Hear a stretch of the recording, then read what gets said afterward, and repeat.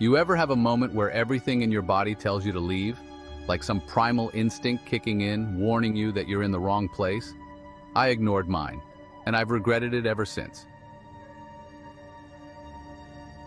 It started when my coworker Ben invited me on a camping trip in the Pine Barrens of New Jersey. We worked in the same office, did the same soul-sucking 9 to 5, and every Monday morning, we'd sit at our desks and talk about how much we hated being indoors. So when he suggested a weekend in the woods, I was all in. No cell service, no emails, just a couple of days of hiking, fishing, and drinking cheap beer around a fire. Sounded perfect. Ben brought along his brother Kyle, who I'd only met once before. He was younger than us, mid-20s, buzzed hair, the kind of guy who always had a knife on his belt even when he was just running to the store. Said he liked to be prepared. The drive was long. The Pine Barrens stretch for miles, dense pines, winding dirt roads, places that don't even show up on GPS. By the time we reached our campsite, the sun was starting to dip, casting long shadows through the trees. And that's when I noticed it. The quiet. No birds, no insects, just nothing. Ben and Kyle didn't seem to care. We set up camp, got a fire going, and cracked open some beers. The night was uneventful at first, just a lot of bullshitting about work, exes, and how much we needed this trip. Then, around midnight, Kyle started messing with us. "You guys ever hear about the people who go missing out here?" he asked, leaning forward so the fire lit half his face. "Like, every year, hikers just disappear." Ben rolled his eyes. "Dude, shut up." But Kyle grinned. "Nah, for real. They say if you hear something calling your name in the woods, you don't answer." I forced a laugh. "And why's that?" "Because it's not a person." The way he said it, so casual, like he actually believed it, made my stomach tighten a little. But I shrugged it off. Just campfire talk. We turned in around 1 a.m. I don't know how long I slept before something woke me up. A sound. Soft. Distant. My name. At first I thought I imagined it. But then, again, Mike. It was coming from the woods. I sat up, my breath caught in my throat. The fire had burned down to embers, and in the dim glow I could see Ben's and Kyle's tents. Both zipped, both still. I told myself I was dreaming, just my brain playing tricks on me. But then, footsteps. Slow, deliberate, just beyond the tree line. I strained to hear, heart pounding. The footsteps stopped, and then, clear as day, I heard Kyle's voice. "Mike, come here." The hair on my arm stood up. I swallowed hard, trying to think logically. Maybe Kyle got up to take a piss? Maybe he was messing with me, but something felt wrong. His voice was off. Too flat, too hollow, like someone was imitating him. I stayed frozen, barely breathing. A full minute passed. Then 2. And then, a second Kyle's voice from inside his tent. "Dude, what the hell are you doing?" I flinched. The first voice, the one outside, didn't respond. Just silence. Then the sound of something moving deeper into the woods. The next morning, I didn't say anything at first, neither did Kyle, but I noticed the dark circles under his eyes. Ben, completely oblivious, just talked about how great it felt to be off the grid. We packed up and hiked deeper into the barrens. Around noon, we found something. A cabin. It wasn't on the map. No road leading to it. Just sitting there, tucked between the trees. "Dude," Ben grinned, "we gotta check this out." I hesitated. Everything in me screamed no, but I didn't want to be the guy who ruined the trip. The door was unlocked. Inside it was weird, empty, but not abandoned. Dusty shelves, a small table, a single wooden chair, and on the floor, a sleeping bag, like someone had been staying there. Then Kyle pointed at something near the door. A boot print, fresh, not ours. We turned and got the hell out. But when I got home, I started looking up missing persons cases in the Pine Barrens. Turns out Kyle wasn't lying. People go missing there every year. No signs of struggle, no bodies found. Just gone. And here's the part that keeps me up at night. A few days later, Kyle sent me a text. "Dude, I just remembered something. That night, when I heard my name outside my tent, I was about to answer. But then I heard your voice from your tent say, 'Don't.' Did you say that?" I stared at my phone for a long time before I finally responded. No, and that was the last time we ever talked about it.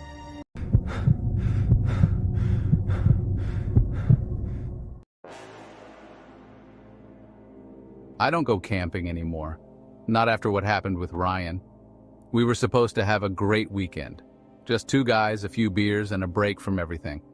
No work, no traffic, no endless scrolling through our phones. Ryan had found some hidden gem in the Washington wilderness. No trails, no campgrounds, just raw, untouched forest. This is real camping, he'd said. No one else, just us. That part turned out to be true. But by the time we realized we were not alone, it was too late. The drive was brutal. Hours of winding mountain roads that turned from asphalt to gravel, then to straight-up dirt. By the time we finally reached the spot where we had to leave the car, the sun was already sinking behind the trees.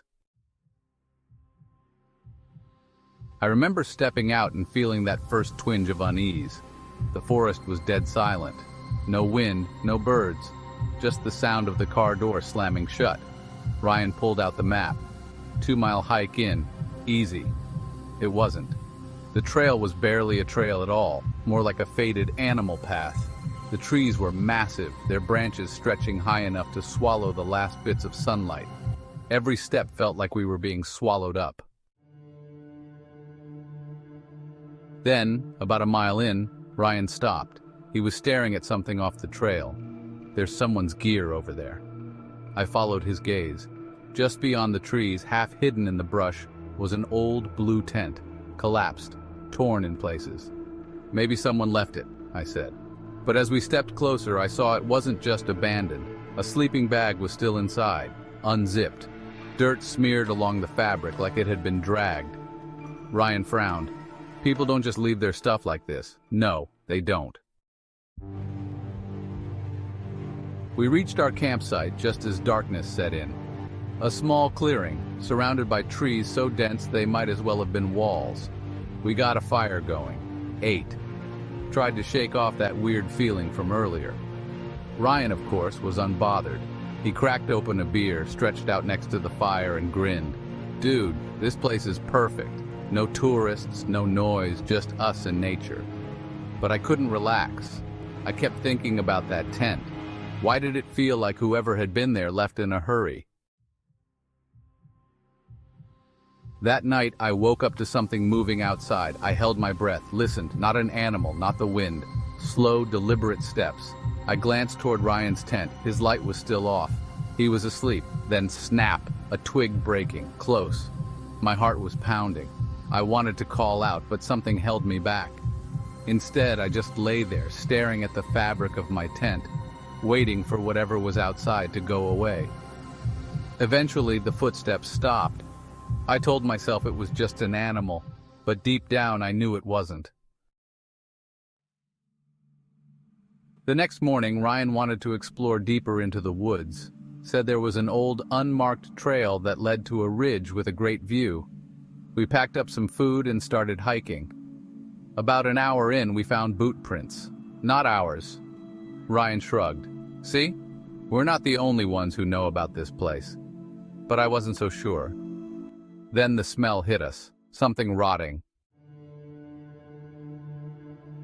We followed it off the path, and that's when we saw it. A deer, or what was left of one. Its ribs were exposed. But this wasn't a predator kill. There were no bite marks, no missing limbs. It was just opened up. Like someone had cut it open and left it there. Ryan muttered, "What the hell?" I swallowed hard. Maybe we should head back. Ryan hesitated, then nodded. Yeah, good call. We turned around. And that's when we saw the man, standing at the edge of the trees, not moving, not blinking, just watching us. I froze. Ryan? But when I looked at him, his face had gone pale. When we turned back, the man was gone. That night we barely spoke. We sat by the fire listening, but there was nothing to hear. The entire forest had gone silent. No crickets, no rustling leaves, nothing. At some point, I turned to Ryan. "You think we should go?" Ryan didn't answer right away. Then finally, "Yeah, first thing in the morning." I nodded. Good. Neither of us slept. We packed up fast, didn't even eat, just wanted to get the hell out. The hike back felt longer. The air was heavier, like the forest itself didn't want us to leave. Then, as we neared the car, Ryan stopped. "Dude." I followed his gaze. There, carved into a tree beside the trail, 4 deep slashes, evenly spaced, deliberate. Ryan turned to me, his voice tight. "Those weren't here before." My stomach dropped. We started moving again, faster this time. The car was in sight. We were so close. And that's when I looked back and saw him, the man, standing just beyond the tree line, still, watching. I swear I saw his mouth move, a whisper carried by the wind. "Don't come back." We didn't, and we never will.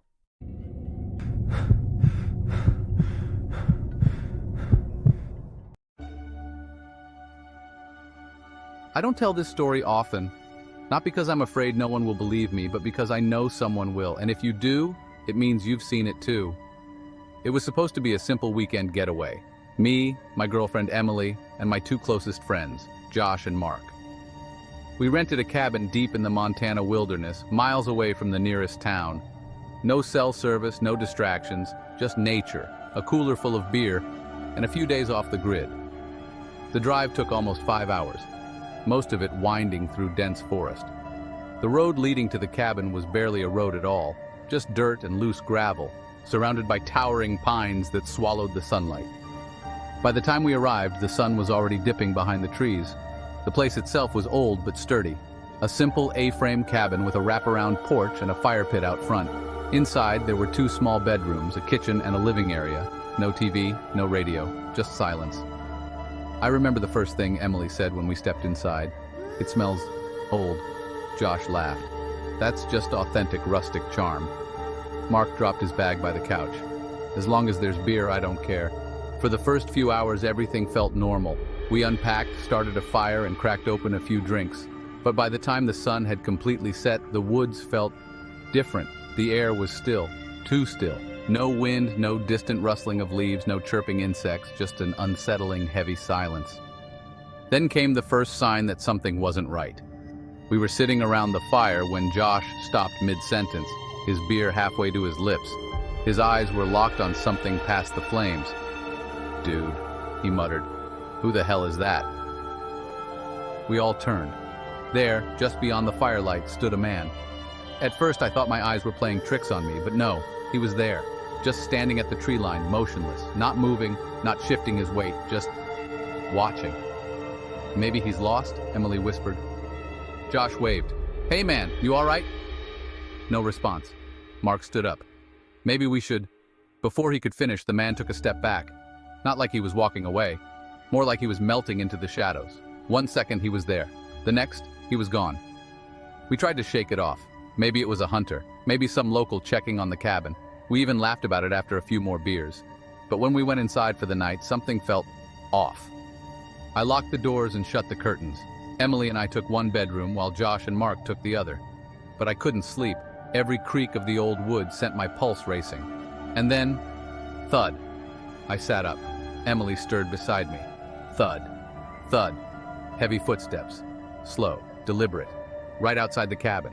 Emily grabbed my arm. "Did you hear that?" I nodded. Then the doorknob rattled. I jumped out of bed, heart hammering. I wasn't sure what I was going to do. Grab a knife? Wake Josh?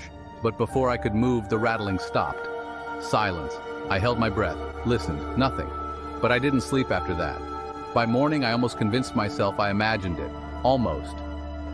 Josh was already outside, poking at the dying embers in the fire pit. Mark was making coffee.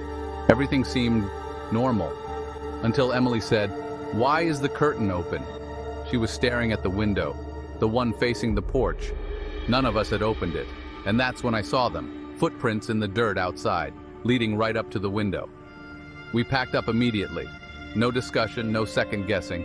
Just threw our stuff into our bags and got the hell out of there. As we loaded up the car, I glanced back at the woods one last time. And that's when I saw them. Carvings, dozens of them, etched into the trees near the tree line. Some were just deep slashes like claw marks.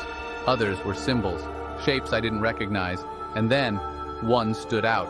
4 words, carved deep into the bark. I see you too. My stomach turned. I climbed into the car and didn't look back. That was 4 years ago. I still don't know who or what that man was. A hermit, a lunatic, someone who just enjoyed messing with people? I have no idea. But I do know one thing. The next time someone invites me on a trip into the woods, I'll say no, and I'll mean it.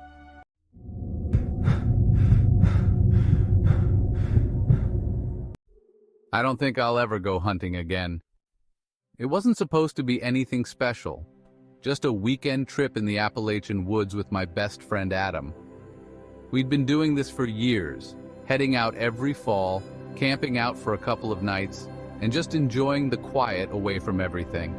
No cell service, no distractions, just us, our rifles, and the cold autumn air. We set up camp a few miles off one of the old logging trails, far enough from any towns or cabins that we wouldn't run into anyone. It was perfect. Trees stretching endlessly in every direction, the occasional rustling of leaves as a buck moved through the undergrowth, and the kind of silence you only find deep in the woods. The kind of silence that makes you feel like the only people left on Earth. That first night was normal. We cooked some canned chili over the fire, traded stories, and made plans for where we'd set up our stands the next morning. Around midnight, we climbed into our tents and called it a night. I don't know what woke me up. Maybe it was a sound, or maybe just instinct, but when I opened my eyes, I felt off. You ever get that feeling like you're being watched? That was the first thing that hit me. The second was how still everything was. No wind, no crickets, just silence. I reached for my flashlight and flicked it on. The inside of my tent was empty, obviously, but that unease didn't go away. I unzipped the flap and shined the light outside. Adam's tent was open. His sleeping bag was half unrolled. His boots were gone, but there was no sign of him. I whispered his name, but the sound barely carried. My breath hung in the air, frozen in the dim glow of my flashlight. I grabbed my rifle and stepped outside, scanning the trees. Nothing. Then a noise, a low, steady whistling coming from deeper in the woods. Not a bird, not the wind. It was deliberate, slow, like someone mimicking a tune but getting it just slightly wrong. "Adam?" I called, trying to keep my voice steady. No response, just that whistling, echoing through the trees. I should have left right then. Should have packed up and hiked out before the sun even came up. But I didn't. I told myself Adam had probably gone to relieve himself and maybe wandered a little too far, that he'd be back soon. I waited until sunrise before I went looking. His footprints led away from camp straight into the woods. No sign of panic, no signs that he had run. Just a steady path like he had followed something. I kept my rifle ready as I followed the tracks, heart hammering in my chest. A mile in, I found his boots, sitting neatly side by side in the middle of the path. That was when I realized how wrong everything was. The forest around me felt off. The trees seemed taller, the air heavier, and that damn silence still clung to everything. Then ahead of me, I saw something that nearly made me drop my rifle. A figure stood about 50 yards away. Not Adam. It was tall, thin, and wrong. The way it stood, the way its head tilted slightly, like it was trying to figure me out. I didn't move. I didn't breathe. Then it started whistling. The same slow, deliberate tune I'd heard the night before. I raised my rifle, but my hands were shaking so bad I wasn't sure I could even pull the trigger. The figure just stood there, watching me. Then, in one smooth movement, it stepped back into the trees and was gone. I don't remember running back to camp. All I remember is throwing everything into my pack, not caring what I left behind, and sprinting toward the truck. I kept expecting to hear footsteps behind me, for that whistling to start again, but the woods were silent. Adam was never found. The search teams combed the area for weeks, but they came up with nothing. No footprints, no clothes, no body. It was like he had never been there at all. I haven't been back since. Haven't told anyone the full story either. Who would believe me? Just another hunting accident, another missing person in the mountains. But sometimes when I'm alone at night, I swear I hear that whistling just outside my window, and I know it hasn't forgotten me.